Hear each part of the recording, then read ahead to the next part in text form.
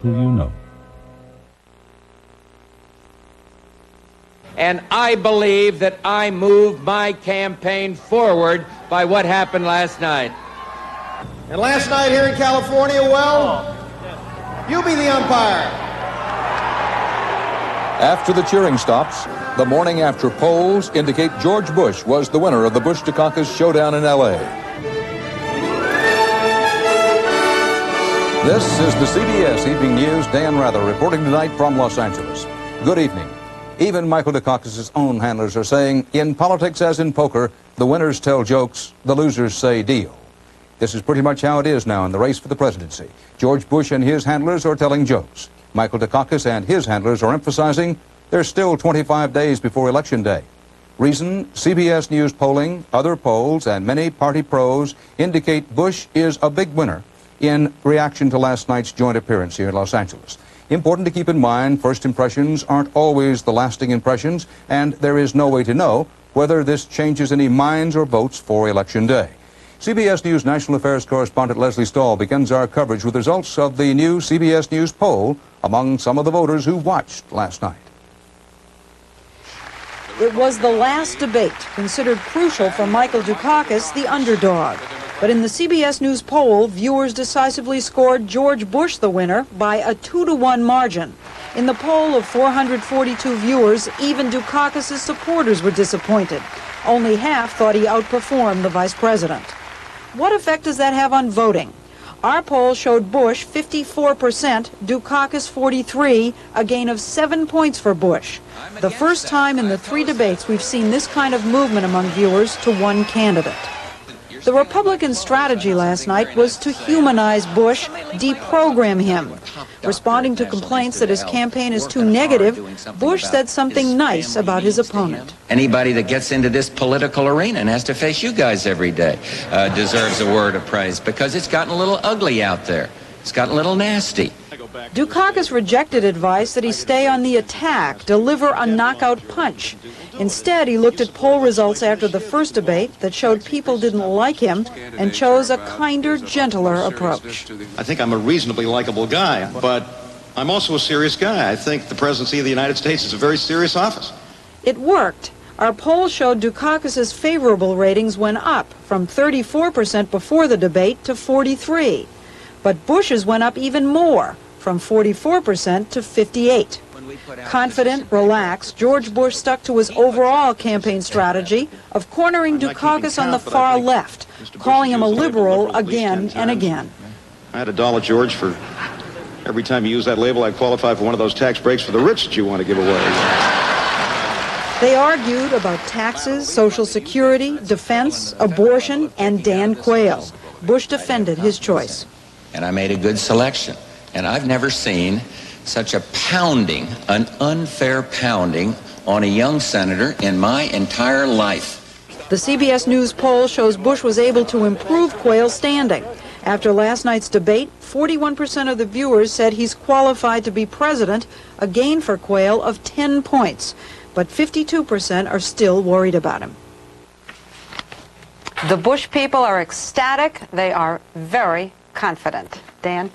Well, Leslie, what about this perception, an extraordinary jump in the perception that George Bush has very human qualities?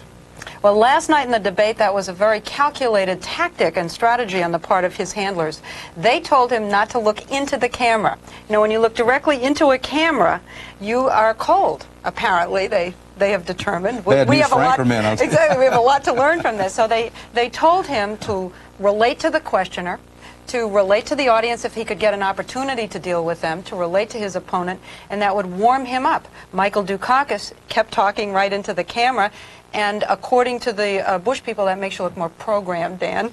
And they're just very adept at these television symbols and television imagery. And according to our poll, it worked. Do you believe it? Yeah, I think I do, actually. Thanks, Leslie. Bob Cheever is traveling with the Bush campaign here in Los Angeles and reports how Bush savored the day after UCLA. Newspaper, this is debate 2. Bush wins by a landslide. It's over. It was Karate King Chuck Norris doing the talking, but it could have been any of Bush's people. Brimming with confidence now, they predict Bush's performance last night will provide just what's needed to tip this key state with its 47 electoral votes their way. With California's Governor Duke Majan at his side, Bush said things couldn't be better. And with a good Duke at my side, we intend to carry the state of California. Bush strategists believe it's not just California that's looking good, but now with the final debate behind them, they are saying privately that barring some unforeseen disaster, the race is theirs. That their polling now suggests voters just like Bush more than Dukakis. Today, Dan Quayle tried to make an issue of Dukakis' likability, noting that even though Bush said some nice things about Dukakis, Dukakis did not respond in kind. You would have thought that he might have had the common courtesy to say something nice about George Bush. And I think that's a very telling point that Americans are going to think about. Even with Bush's growing sense of confidence, his strategists know there could be minefields ahead. For example, today, the Sierra Club took issue with Bush's assertion last night that he's a strong environmentalist, saying his actions in government belie that. You're not really an environmentalist if you're doing favors for the Chemical Manufacturers Association by trying to save them millions of dollars by allowing them to avoid pollution controls. For now, Bush strategists figure they can counter issues like that. Their main concern at this point is guarding against overconfidence, and Bush says he won't let that happen. No, there's no overconfidence at all. It's the last thing we are. I remember the For the Bush people, the strategy now is to concentrate on Illinois, Ohio, Michigan, and, of course, California.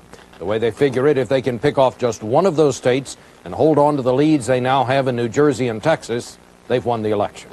Dan? Thanks, Bob. With Bush and his forces celebrating and talking of a possible blowout, Mike Dukakis tried to put the best possible face on and talk up the positive. Today, CBS News correspondent Bruce Morton is traveling the uphill road up in Sacramento with the Dukakis campaign. The balloons went up. The small, enthusiastic crowd whooped and hollered. It looked as if he'd won last night. And all the spin doctors, even the candidate's wife, were saying he'd won. Warm but strong, they said. Michael showed the warmth that all of us who know him know he has, and the compassion and the caring and the sensitivity. As if to underscore that, the campaign announced it was pulling all its other TV ads, all the negative ones, to run new ones emphasizing what aides called our greatest resource, Michael Dukakis. Instead of people owing us, we owe them.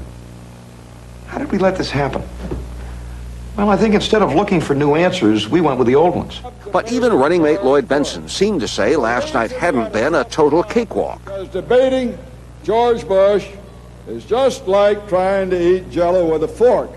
Dukakis' day began in Los Angeles with Jesse Jackson urging Democrats to get behind the ticket. Cast your nets and leaders pull your weight, district by district and state by state. There and in Sacramento, Dukakis seemed to have discovered some new old issues, names from the Reagan years. What we heard yesterday was a song for the past.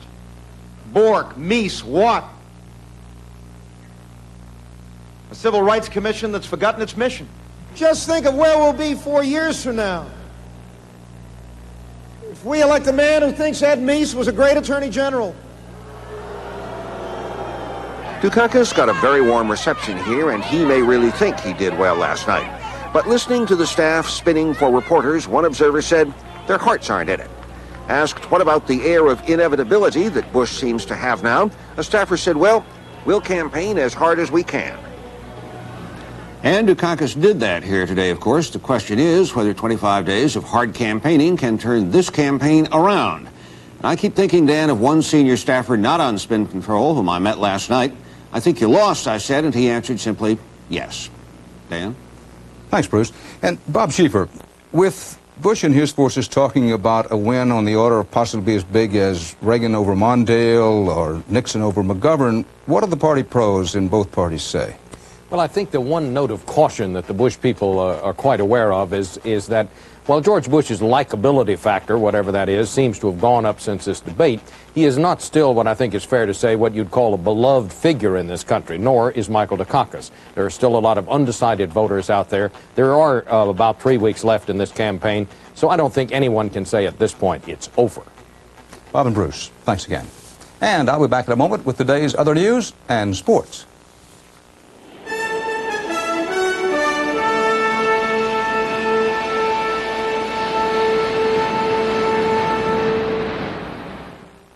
Do what you want with the girl, I want the car. We have it in sight. My father's Moore, Roger Moore. He's not the only one who'd love to get his hands on my new Oldsmobile Trofeo. It's precisely the kind of sophisticated technology he's always relied on. A visual information center, FE3 suspension. It's everything he's dreamed a car could be. This is not your father's Oldsmobile. Sorry your friends couldn't make it. This is the new generation of Olds. Mortgage, Bobby's dental bill. Just as there are headaches. And the car payment is overdue. And headaches. There's aspirin. And there's aspirin. Anacin. Clinical tests show Anacin relieves headache pain better. Anacin's aspirin formula provides a more effective level of headache relief than regular aspirin. Better relief. Feeling better, hun? Not just better, better. Anacin. Not just better, better. Time for a quick break and one of my favorite quick snacks, Sunsweet pitted prunes. Surprised? I don't know why. They're good for you and they're delicious. Rounder, plumper, Sunsweet. Let me ask you something. Why pay more for pink or blue packets when they're Sugar Twin? Sugar Twin costs less, tastes great, sweetens my coffee perfectly. So why pay more? Sugar Twin. Sweet taste, sweeter price. President Reagan today all but gave up his last big fight for Contra aid. With the 100th Congress due to adjourn next week, the president told congressional leaders he will not request more military aid for the Nicaraguan rebels. Mr. Reagan insisted he is not abandoning the Contra cause and warned that he would call Congress back into session if Nicaragua launches any new offensives against the rebels. More safety trouble in the nation's nuclear facilities. This time, disclosure of decades of radioactive leaks at a federal nuclear fuel plant in Ohio. David Martin reports on accusations that instead of a cleanup, there was a cover-up. Residents of Fernald, Ohio have long claimed this plant, which turns out uranium used in the production of nuclear weapons, emitted massive amounts of radioactive contamination. Today, at a congressional hearing, they found out that the Department of Energy, DOE, knew about it all along and did nothing to stop it. In fact, ordered the company running the plant to continue operations. For the first time, DOE not only admits, but boasts brazenly of its criminal negligence. The DOE was waging a kind of chemical warfare against the community of Fernald. DOE sat on its hands and did nothing to fix these problems and to take care of the life-threatening situation. One man said it killed his father, who worked at the plant. The liver cancer that caused my father's death was produced by the radioactive materials present on the plant site in Fernald. Another, whose son lost a leg to cancer, compared Fernald to the accident at Chernobyl in the Soviet Union. The world was upset with the Soviets for waiting 2 weeks before informing anyone of the Chernobyl incident. We have nothing on them. The department's own documents say that when the plant opened in 1951, the government knew full well that normal operation would result in emissions of uranium and other substances. In 1980, a Department of Energy official told the plant's operator to continue operations, even if doing so resulted in violating federal pollution standards. So the emphasis, and that's the problem we have, was bombs first, fiscal considerations second, and safety last. Local citizens are trying to sue the plant's operator, NLO Incorporated. This plant, through the inexcusably negligent operation of NLO and the woefully inadequate oversight of the Department of Energy, has emitted over 135 tons of uranium into our air, over 74 tons of uranium into our water, and no one can account for 337 tons of uranium. The Department of Energy made these damaging admissions as part of its legal argument that the citizens of Fernald have no right to sue. The department says they can't sue the plant's operator because he was only following orders from the government, and they can't sue the government because that would be, quote, impermissible interference with a federal activity. David Martin, CBS News, The Pentagon. Also in Washington, the U.S. Senate tonight passed its own version of an election year anti-drug bill. This bill, among other things, provides for a federal death penalty for some drug-related murders, stiff fines for drug users, and the cutting off of most federal benefits to those convicted of drug offenses. Congressional negotiators now have to work out differences between this Senate bill and another version of the anti-drug bill passed by the House.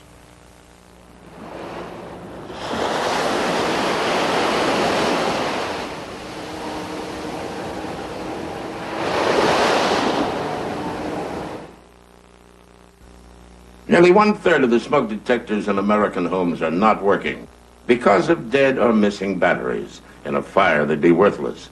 That's why First Alert created the new light test smoke detector.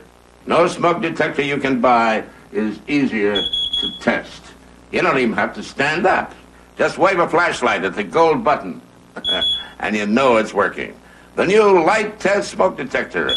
Only First Alert gives you this extra protection.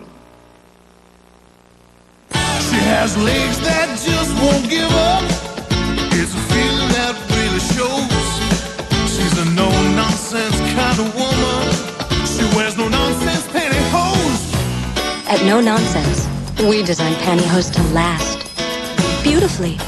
She makes the most of her day. She gives it all that she's got. She's one busy lady. Her legs never stop. No nonsense. Well, if the attitude fits, wear it. It's happening now. The great crab harvest of '88 at Red Lobster. King crab from icy Alaskan waters. Steaming, succulent, delicate snow crab to dip, drip, and savor. And get your first taste of our sweet, meaty Pacific Dungeness. We've created 6 crab and seafood combinations starting at $7.95. They're here now and only at Red Lobster. Friday through Sunday, it's our weekend special. Steak and shrimp, just $9.95. In the latest read on inflation, the government reported today that wholesale prices rose a moderate 0.4% last month. So far this year, inflation at the wholesale level is running at nearly twice last year's rate. Food prices in September shot up, more fallout from the drought, but the cost of energy was way down. As CBS News business correspondent Ray Brady reports, gasoline plunged more than 3%. It was the biggest drop in wholesale gasoline prices in months, and it was swiftly felt here at the pump, with experts predicting still lower prices ahead.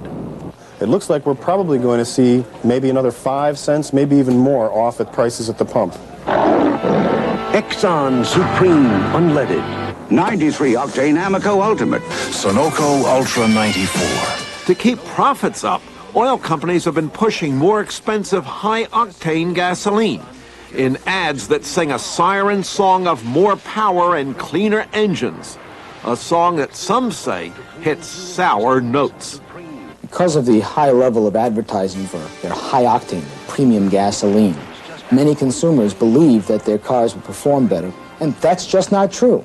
And so the oil companies are making enormous amounts of money on consumers who are buying a product they don't really need. And General Motors, who should know, says almost all its cars are designed to run on unleaded regular. So unless your car is knocking or pinging, GM says, buying premium is a waste of your money. Still, more Americans are flocking to high-octane pumps. I don't know why. I really don't know why. Americans also are buying new 1989s with bigger engines, muscle engines, the kind that burn more gasoline. Very few people come in and look at the window sticker and go to the miles per gallon section on it. They all go to the window sticker and look at the size of the engine and then down to the bottom line, what is it going to cost me? But no matter how big your engine or how high your octane, gasoline and heating oil prices are coming down. Ray Brady, CBS News, New York.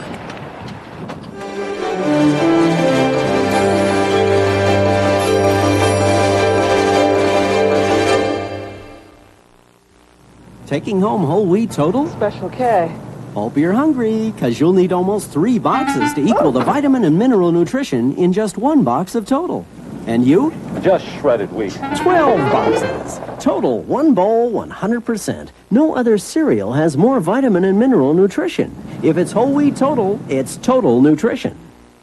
And for a better cornflake, try Total Cornflakes. Better tasting and twice the nutrition of Kellogg's cornflakes.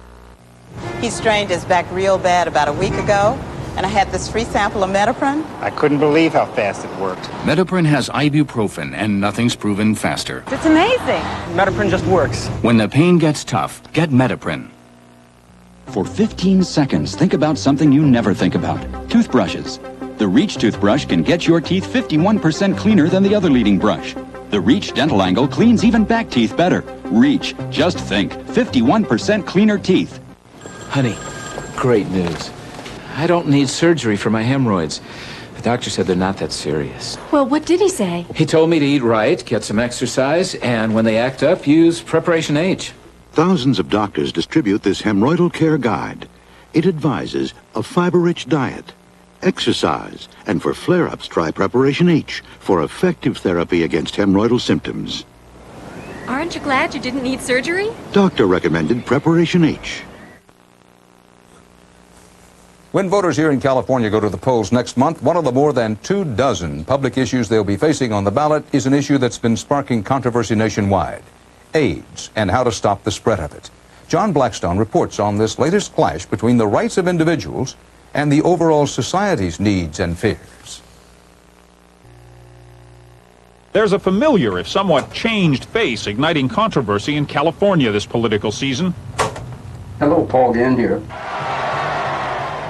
He's Paul Gann, who a decade ago with Howard Jarvis won victory for a tax-cutting revolution, California's Proposition 13.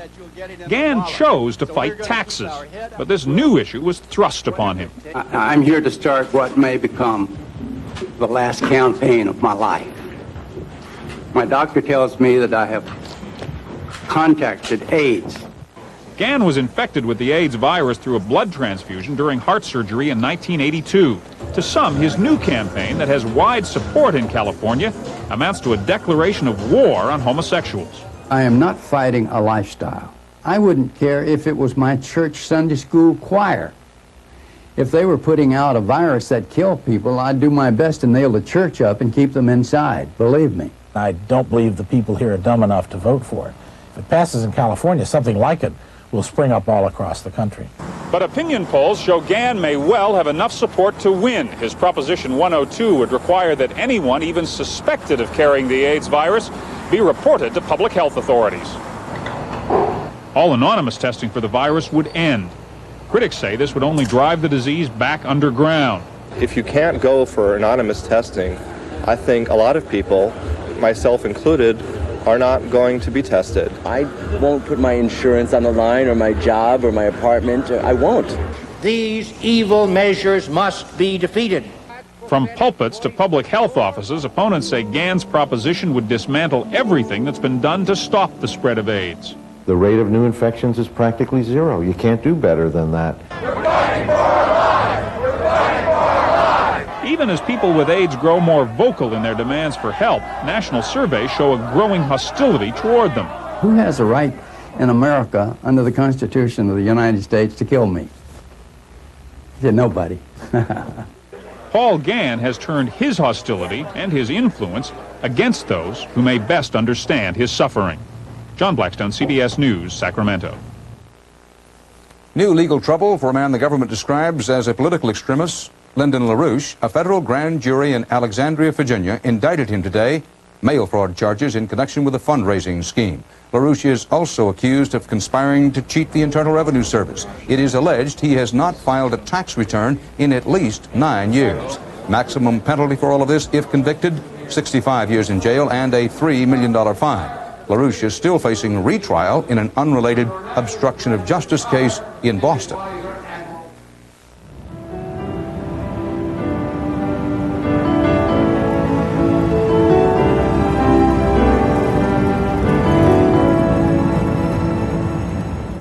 With every MCI bill, you not only see how much you saved, you get detailed information on every call from every phone.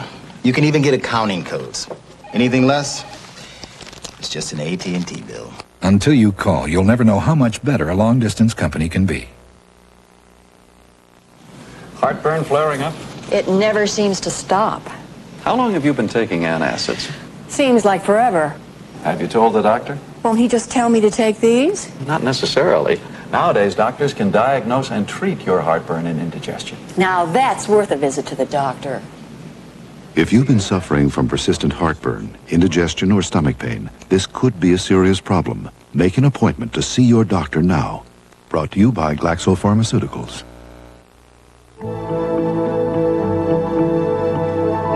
The legendary Mercedes-Benz SL Coupe Roadster. To every reason you ever had for wanting to drive it, you can now add one more. A mighty 5.6-liter light alloy V8 engine. 227 horsepower. Infinite driving excitement. The Mercedes-Benz 560 SL. Okay, try Swanson's homestyle lasagna entree. Spicy tomato sauce, 3 layers of pasta, choice beef and cottage, ricotta, and mozzarella cheeses. Can we see a replay on that? Everybody here in Los Angeles is talking about the big showdown. Not the one between Bush and Dukakis last night at UCLA, but the one that starts here in beautiful Dodger Stadium tomorrow between the hometown Los Angeles Dodgers and the Oakland A's. Yes, it's the political season, but it's also the baseball season. And for the next week, at least here under the California sun, one American institution will have to make way for another. As David Dow reports, it's World Series time. It is the first California series in 14 years. Los Angeles versus Oakland. In baseball terms, pitching versus power. Way back, it's out of here! But this is not just baseball, it is geopolitics, California style. It is the latest chapter in a north-south rivalry that goes back to the California Gold Rush. If it's southern, it must be degenerate. Los Angeles traditionally has been seen as a sort of hedonistic place where people don't work very hard. Southern California has this attitude where they're better than us in every aspect, and we're going to show them this year that Northern California is where it's at. Some, it seems, will need a roadmap. Oakland? Yeah, what do you think? I mean, what do you think about Oakland? I've never been to Iowa, actually. Oakland is really just a non-town, I'd have to say. Never mind that the A's had baseball's best record this year. Life in Oakland, in the shadow of San Francisco, is a constant quest for identity. The World Series is the next best hope, with a native as a starting pitcher. I'm a strong person. I'm a proud person. I think my roots are good, and I wouldn't trade my upbringing for anything. And in a series dubbed by one cynic, Tinseltown versus Jokeland, all the state's fans will be on trial too. Californians are not these passionless, dunderheaded creatures who roam around freeways and just happen to drop into baseball games. In fact, the steps to the World Series have been wildly celebrated north and south. On busy Hollywood movie sets, they've been near showstoppers. We tried to get a moment of silence, but we were already into overtime and we couldn't. Tomorrow, the players will start writing the script for this World Series, for this latest exercise in athletic geopolitics. Tune in for the ending, somewhere in California. David Dow, CBS News, Los Angeles. And that ends our road trip. Dan Rather for the CBS Evening News. Bob Schieffer will have the news for you tomorrow. From Dodger Stadium in Los Angeles, good night.